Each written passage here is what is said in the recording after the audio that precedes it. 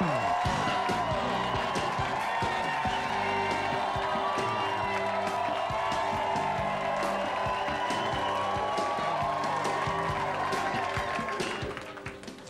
back. With a big election just around the corner, we thought we'd devote some time to the more unusual candidates running for office.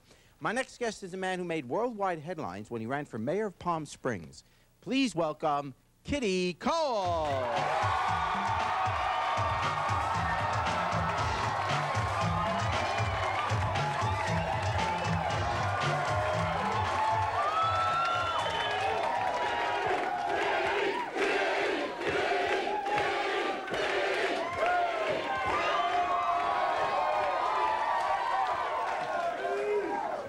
Kitty, welcome, welcome to our show.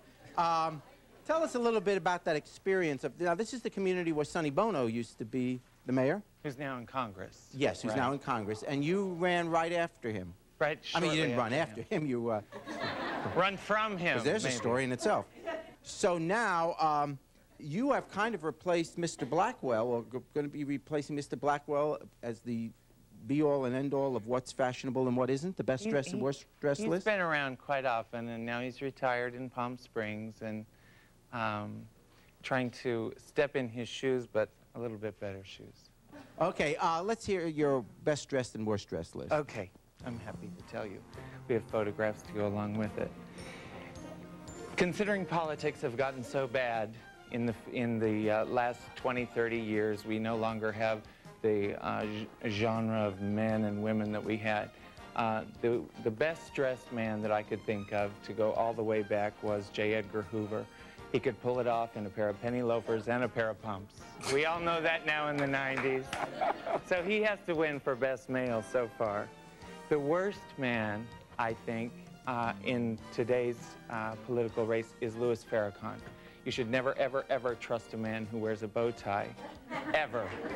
Newt Gingrich needs to stick with the Head & Shoulders commercials. All he wears is the dark blazers, and it's like Aspen on his shoulders by the time he gets done chattering the Pillsbury Doughboy.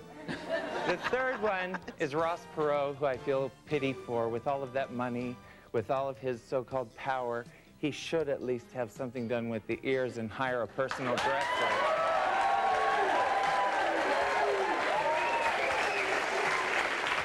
When you have the money, you should spend it.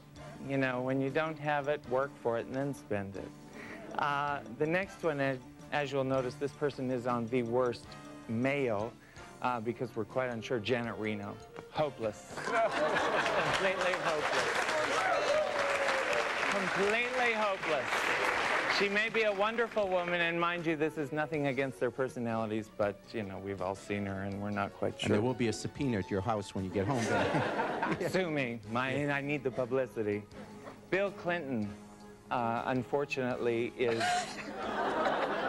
one of the worst, only because I've known Bill, and I had a house growing up in Hot Springs, Arkansas. I've known Bill since I was 8 years old, and in his climb up through politics and everything, his wardrobe, his everything has gone completely downhill. I don't know if it's Hillary's fault or what, but Billy Boy's not doing too good these days.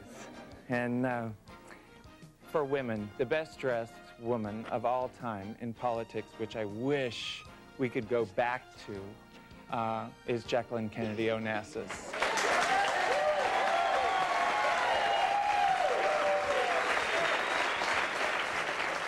She was the epitome of what an American woman should be, standing by her husband, not saying a word unless she felt it necessary, and her grace and her expertise. It was just, the whole woman was absolutely phenomenal. The worst dressed women, Barbara Bush. When I saw Barbara Bush go into the White House, it was something like, you know, the Beverly Hillbillies take over the White House. The next one, Nancy Reagan, always in solids. You know, she was saying, say no to drugs, say no to this, but it was say no to fashion, which really surprises me, considering, you know, she has a gay son and the whole thing, so you'd think that she'd dress a little bit better. The third one is Princess Diana, and I think that Princess Di has gone down because of Charles, and I can't wait until the divorce is final She'll get every rock on her finger and every Versace little number and hit the town and be much better. She will become the Jackie O. Now my second to last one is Elizabeth Dole. Unfortunately, Elizabeth Dole is dressing the way she does, I feel, because of her husband. She's the president of a multi-million-dollar corporation. She's phenomenally intelligent. She can dress without Bob Dole phenomenally. But because she's supposed to be the president's wife in the 90s, she has the white stockings and the knockoff Chanel suits, and we're sick of that. And then the last, on the worst dressed, Hillary Clinton.